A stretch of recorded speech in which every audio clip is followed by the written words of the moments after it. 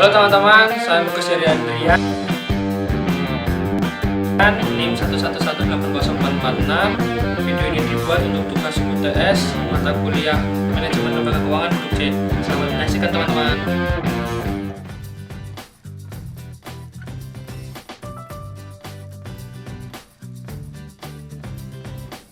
Tahukah Anda tindak pidana perbankan?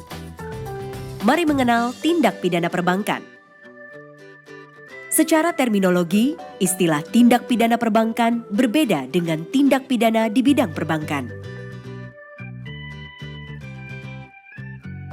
Tindak pidana di bidang perbankan yaitu segala jenis perbuatan melanggar hukum yang berhubungan dengan kegiatan dalam menjalankan usaha bank dan diancam dengan pidana. Antara lain dalam Undang-Undang Perbankan, Undang-Undang Perbankan Syariah, Kitab Undang-Undang Hukum Pidana atau KUHP, Undang-Undang Pemberantasan Tindak Pidana Korupsi, dan Undang-Undang Pencegahan dan Pemberantasan Tindak Pidana Pencucian Uang. Tindak pidana perbankan merupakan perbuatan yang dilarang dan diancam pidana dalam Undang-Undang Perbankan dan Undang-Undang Perbankan Syariah.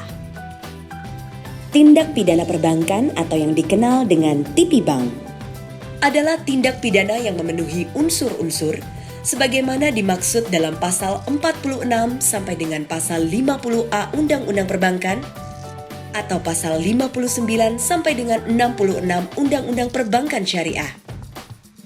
Ruang lingkup TP Bank adalah tindak pidana berkaitan dengan perizinan, tindak pidana berkaitan dengan rahasia bank, tindak pidana berkaitan dengan pengawasan bank, tindak pidana berkaitan dengan kegiatan usaha bank, tindak pidana berkaitan dengan pihak terafiliasi, tindak pidana berkaitan dengan pemegang saham, tindak pidana berkaitan dengan ketaatan terhadap ketentuan.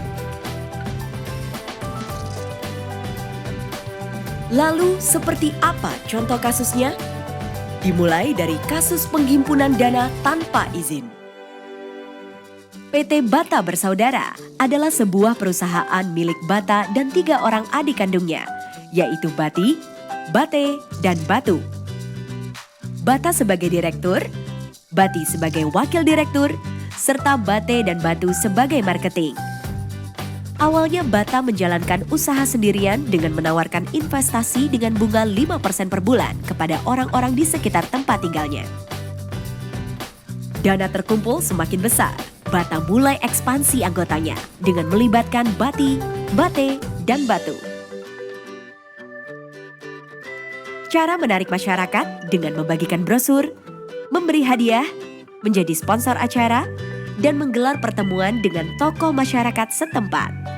Masyarakat tertarik menjadi anggota dan mentransfer dana ke rekening PT Bata Bersaudara.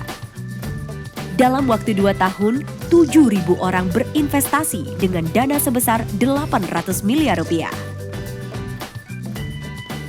Memasuki tahun ketiga, PT Bata Bersaudara kesulitan mencari anggota baru. Akibatnya pembayaran bunga mulai tersendat. Beberapa anggota mulai khawatir dan meminta pencairan dana lebih cepat. Bata Bersaudara panik dan menghindari anggotanya. Akhirnya diketahui bahwa investasi PT Bata Bersaudara adalah investasi ilegal. PT Bata Bersaudara tidak memiliki izin dari Otoritas Jasa Keuangan untuk menghimpun dana dari masyarakat. Kasus ini melanggar ketentuan pasal 46 Undang-Undang Perbankan.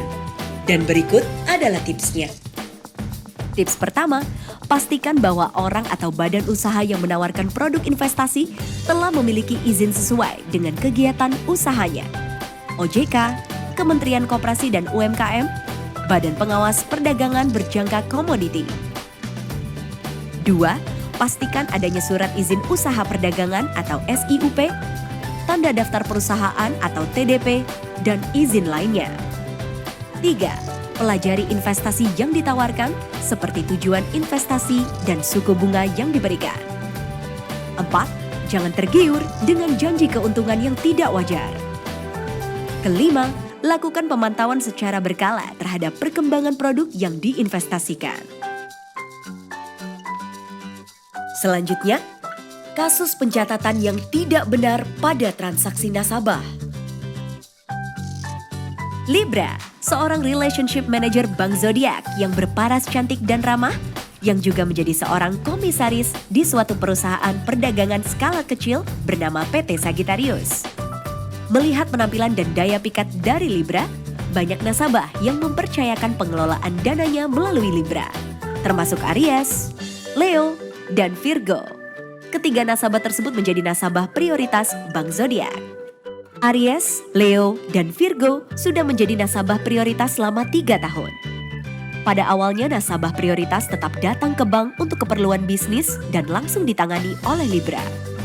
Rasa nyaman dan kepercayaan nasabah prioritas kepada Libra sebagai relationship manager Bank Zodiak menjadikan nasabah memberikan formulir pentransferan kosong yang telah ditandatangani untuk keperluan transaksi berikutnya. Seiring dengan bertambahnya tingkat kepercayaan nasabah kepada Libra dalam pengurusan transaksi bisnisnya, nasabah mulai jarang memeriksa mutasi rekening tabungannya.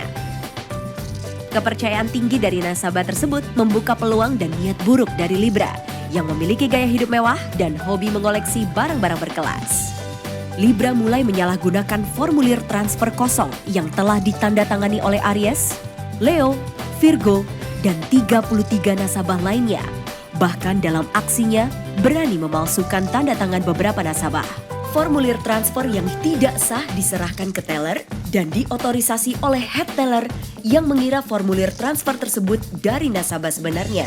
Mengingat tanda tangan mirip dan transaksi rutin dilakukan melalui Libra. Selama 2 tahun melakukan penyimpangan, Libra berhasil mengambil dana sekitar 50 miliar rupiah dan ditransfer ke rekening milik suami Libra, adik kandung Libra, dan PT Sagittarius milik Libra. Tindakan Libra terbongkar ketika Aries, Leo, dan Virgo melakukan pengecekan mutasi rekening dan akhirnya mengetahui adanya transaksi yang tidak pernah dilakukan.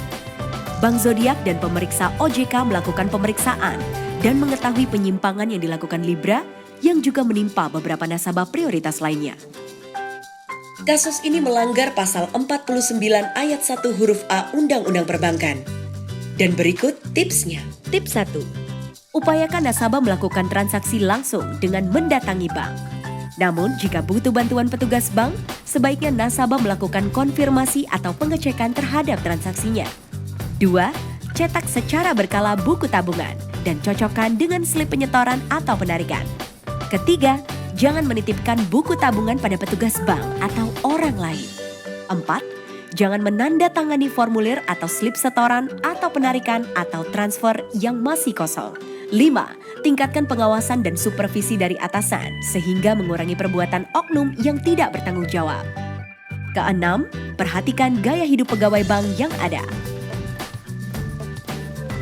Ada juga kasus pelanggaran prinsip kehati-hatian perbankan. Pama, Direktur Utama Bank Abadi, butuh dana lebih untuk membangun rumah. Pama menginstruksikan Sasa dan Sisi, pegawai Bank Abadi, untuk mengajukan kredit ke Bank Aksara sebesar total 400 juta rupiah.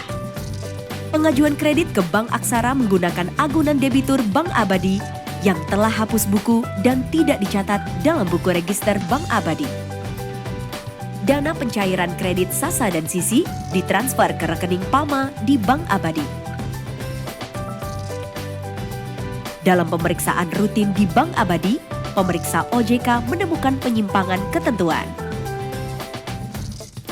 Kasus ini melanggar pasal 49 ayat 2 huruf B Undang-Undang Perbankan. Dan berikut tipsnya. Tips 1. Pegawai bank harus memahami ketentuan yang berlaku di bank. 2. Analis kredit agar meningkatkan kemampuan analisis kredit mulai dari proses permohonan kredit sampai dengan proses pencairan kredit. 3. Jika mendapat perintah dari atasan yang melanggar ketentuan, maka bawahan wajib menolak untuk melakukan perintah tersebut. 4. Manfaatkan program Whistleblowing System atau WBS jika mengetahui ada pelanggaran terhadap ketentuan yang berlaku. Semoga masyarakat memahami dan terhindar dari adanya tindak pidana perbankan. Pahami dan hindari.